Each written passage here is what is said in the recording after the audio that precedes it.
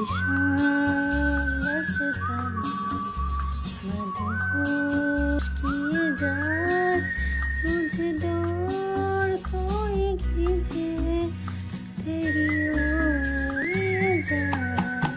High friends, welcome to my YouTube channel hashtag নিজের কাছে। আমি হলাম শিওশ্রী। আই হোপ তোমরা সবাই খুব খুব খুব ভালো আছো। আমার একটা নতুন ব্লগে আবার তোমাদের স্বাগত। তো আজকে হলো পুরী সেকেন্ড ডে, আর ফার্স্ট ডে ব্লগ এখনো অবধি যারা দেখোনি আমি নিচে ডিসক্রিপশন বক্সে লিঙ্ক দিয়ে দেবো, অবশ্যই তোমরা ওখানে গিয়ে চেক আউট করো। তো তোমাদেরকে তো আগের পার্টে বলেইছিলাম যে আমার ব্যাড এক্সপিরিয়েন্স এবং গুড এক্সপিরিয়েন্স শেয়ার করব। তো চলো আগে গুড এক্সপিরিয়েন্সটা শেয়ার করো। তো ট্রেন ছাড়তে না ছাড়তেই ফার্স্টে আমাদের জলের বোতল একটা দিয়ে দেয়, আর সামনেই ছিল এরকম একটা টেবিল যেখানে খাবার রাখার জন্য এবং ব্যাগপত্র তুমি রাখতে পারো। তো পা রাখার জায়গা, এখানে বোতল রাখার জায়গা। ফার্স্ট আমার এই জিনিসটা এত ভালো লেগেছে, এতবার বড় একটা জানলা থাকার জন্য তুমি ট্রেনের মনোরম দৃশ্য, বাইরের মনোরম দৃশ্য দেখতে দেখতে তোমার জার্নিকে তুমি উপভোগ করতে পারবে।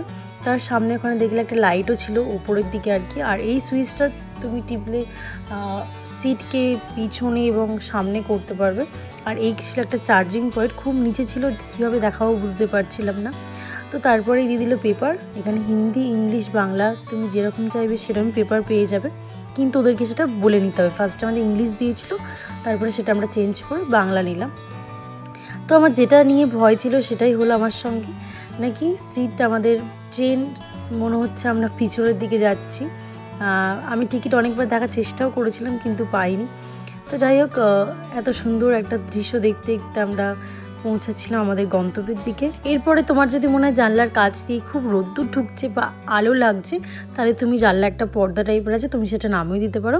কিন্তু আমাদের যেহেতু হয়নি, আর আমি সেভাবে আমার ভিডিও করা হয়নি, তো তারপরে এখানে দিয়ে দেয় আমাদের চা। এর মধ্যে ছিল হট ওয়াটার, আর যা যা চায়ের যা যা যাবতীয় লাগে সবটাই ছিল। এবার তোমাকে নিজে বানিয়ে নিতে হবে। আর ছিল দুটো বিস্কুট দুটো খুব ভালো। শুধু যে চা ছিল তা নয়, আমার পড়েছিল কফি আর আমার বড়মশাই পড়েছিল চা।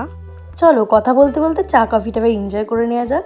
আর 5 মিনিট অন্তর অন্তরই কিন্তু ওরা ট্রেনকে নিট অ্যান্ড ক্লিন পরিষ্কার করে যাচ্ছিলো। সাফ সাফাই নিয়ে একদম কোনো কথা হবে না, একদম নিট অ্যান্ড ওয়াশরুমও ছিল নিট অ্যান্ড ক্লিন। এখানে ভালো করে আমি কোনো ক্লিপই নিতে পারিনি দেখাবো বলে, কারণ ট্রেন এতটাই স্পিডে চলছিল, ভয় লাগছিল, ভালো করে কোনো ক্লিপই নিতে পারিনি।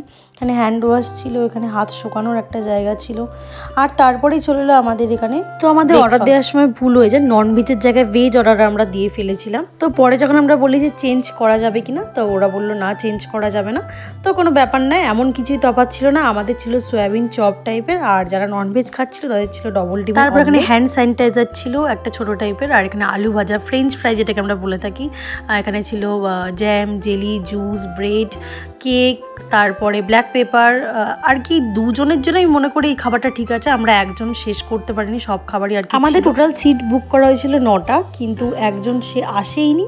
আর সেখানে বাপির পাশেই একটা সিট ছিল, সে ভালোই হয়েছিল, মা বসতে পেরেছিল। আর দিদিভাই পুচকু দুটোকে নিয়ে ভালো জায়গা পেয়েছিল বসা।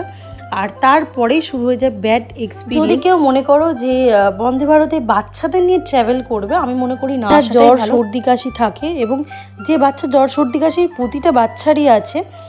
এখানে কন্টিনিউ 16তেই এসি চলছিল, মানে আমরা তো দেখতে পাচ্ছি না কতই চলছে, একদম চিল চলছে। তার মধ্যে আমাদের চলে আসে এখানে কমপ্লিমেন্টলি চা, যেটা তোমাকে একবারই দেবে। এরপরে কিন্তু তোমাদের নিতে হলে তোমাদের পয়সা দিয়ে নিতে হবে। তো যে কথাটা বলছিলাম, তো কন্টিনিউ চিলে এসি চলার জন্য মা, দিদিভাই, বৌমনি, পুচকিগুলোকে নিয়ে প্রায় বাইরেই বসছিল।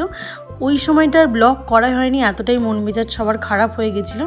তো এইটা হলো যেমন এসি ট্রেনে থাকে, নর্মাল এসি ট্রেনে first class, second class, third class এই রকমই ছিল বন্দে ভারতও। দেখো একটা সবুজ রঙের বাটন আছে, ওটাকে প্রেস করে তোমাকে দরজাটাকে ওপেন করতে হবে।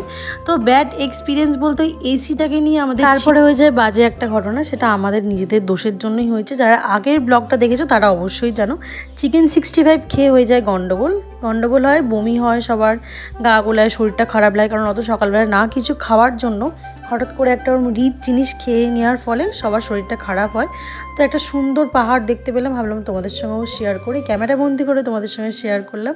কেমন লাগলো অবশ্যই আমার এই ছোট ছোট ভিডিও ক্লিপগুলো দেখে তোমাদেরও ঘুরতে যেতে ইচ্ছা করছে তো তাহলে অবশ্যই কমেন্ট করে আমাকে জানিও। ট্রেনের মধ্যে আরো ভালো ভালো ফিচার ছিল, যেহেতু এরকম একটা পরিস্থিতি হয়ে যাওয়ার জন্য আমি আর ব্লগ করতে পারিনি। ট্রেনে কতটা গতি স্পিড চলছে সেটা দেখাচ্ছিল স্ক্রিনে। তারপরেই চলে আসে আমাদের ডবল ডিম, এটা কিন্তু ট্রেন থেকে দেয়নি। ট্রেনে কিরম কি খাবার দেবে না দেবে আমরা এই জন্য ডিম কলা পাউরুটি সব বাড়ি থেকে নিয়ে এসেছিলাম। ট্রেনে আরেকটা ফিচার ছিল, ছোট একটা হাতুড়ি টাইপের ছিল, যদি তোমার কোনো প্রবলেম হয় তাহলে তুমি ট্রেনে কাঁচটাকে ভেঙে বাইরে বেরিয়ে যেতে পারবে।